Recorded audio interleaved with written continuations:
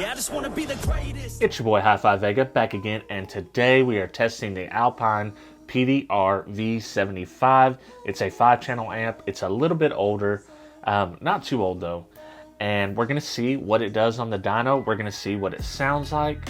And yeah, we're just gonna do the full gambit, the HifiVega test situation, and we'll see what I think about it. So let's not waste any more time. Let's just jump straight into it and see what this thing's made of.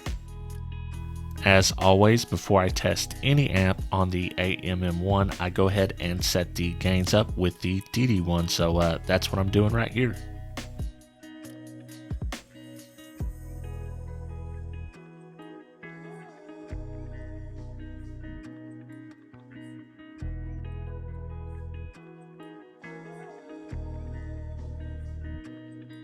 The first test will be an 8 ohms mono test using a 1 kHz track on the front channels. This will simulate 4 ohms stereo. We are rated for 75 watts by 4, so we're looking for 150 watts here.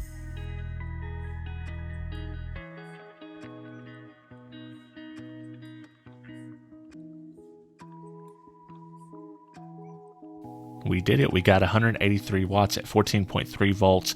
Pay no attention to the clamp because there is some issues, as you will see in further test. Now on to the 4 ohm mono test on the front channel. Same 1 kHz track. This will simulate 2 ohms stereo. It is rated 100 watts by 4, so we are looking for 200 watts here.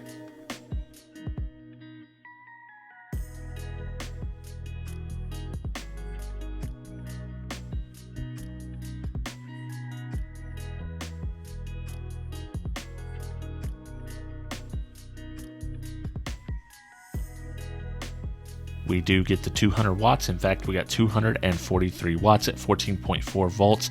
My amp meter is acting up. I have since replaced it, so we're not going to get true amperage pulls or efficiency ratings on this test. We are on to the 4 ohm mono test on the sub channel. I am using a 40 Hz track now. All channels have been driven on every single test. I figured I should mention that, but we are rated 250 watts, so that's what we're looking for.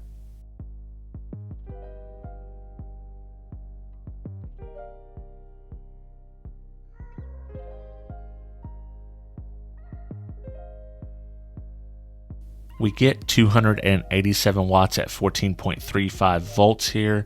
I did not get it to clipping, so I run it back again in this test, and I actually done it several more times, and I could not get it to clipping. I don't know what's going on, but 285 watts here at 14.28 volts.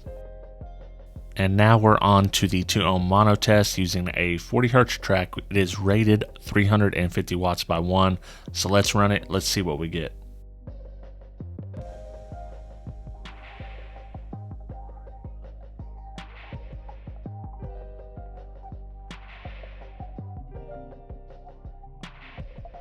Again, I run into the same problem. I did not get to clipping, but we got 328 watts at 14.23 volts.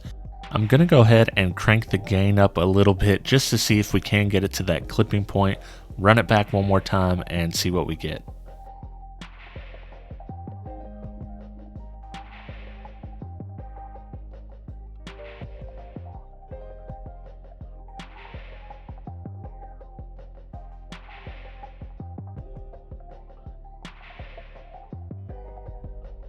And we end up with basically the same results, 324 watts at 14.24 volts.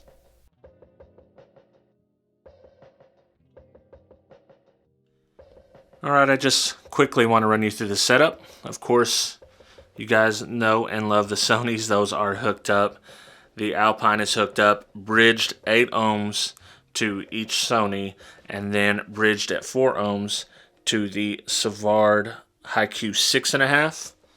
I'm going to do 2 settings. I'm going to play it with the flat EQ first, and then I'm going to change the EQ up a little bit because I've listened to this amp and I think it needs a little bit of EQing to make it sound just so.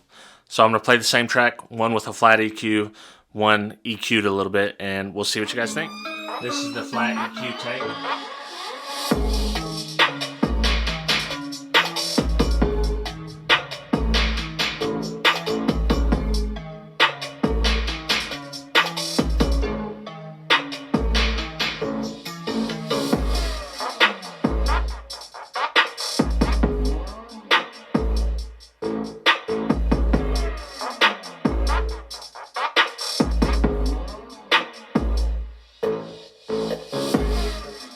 the EQ'd version.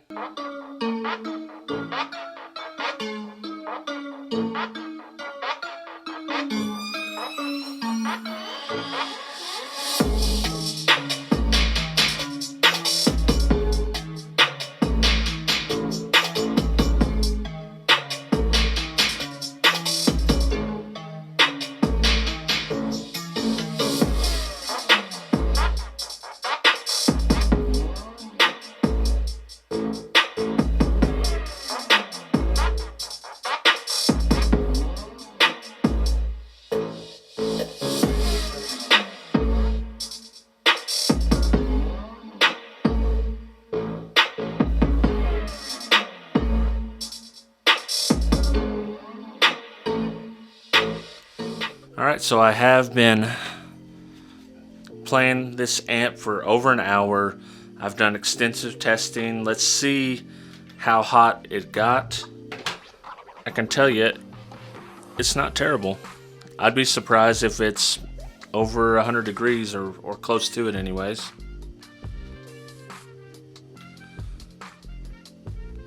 Well, there we go. 103.8 so far is the highest I've seen.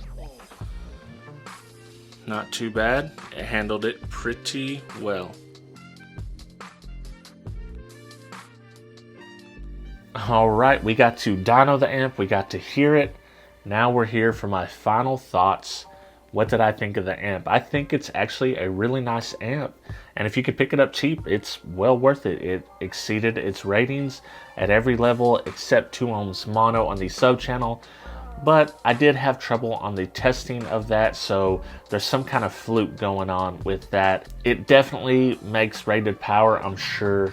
I just couldn't get up to clipping. For whatever reason, this test was absolutely cursed with my clamp meter messing up and not being able to get real readings on the sub channel. But all that being said, I thought the amps did sound pretty good.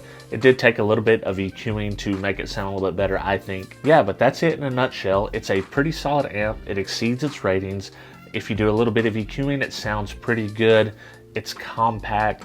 It's a good looking amp. So if you find one cheap, definitely pick it up. I appreciate each and every one of you who take the time to like, subscribe, ring the little bell. If you're not and you like this kind of content, definitely recommend doing that. I'd love to have you as a subscriber. And yeah, I think I'll just catch y'all on the next video. I'd like to thank all my Patreon supporters, but I want to give a special shout out to the $6 or more members: 2001 Monolithic, The Third Era, G Nava, Joaquin Juarez, El Fuego, Travis McClendon, Brandon Hanna, William Berg, Boxboy Audio Sound Solutions, Jesus Tires, Orion the Great, Chris Hanley, Dennis Cromwell Jr., Vin Quach, Scott Dilbick, D. Stewart, Derek Simpson, and Aaron Waltz.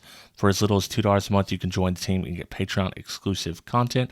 I'm trying to reach my goal of $200 a month so I can do an exclusive podcast only for Patreon supporters.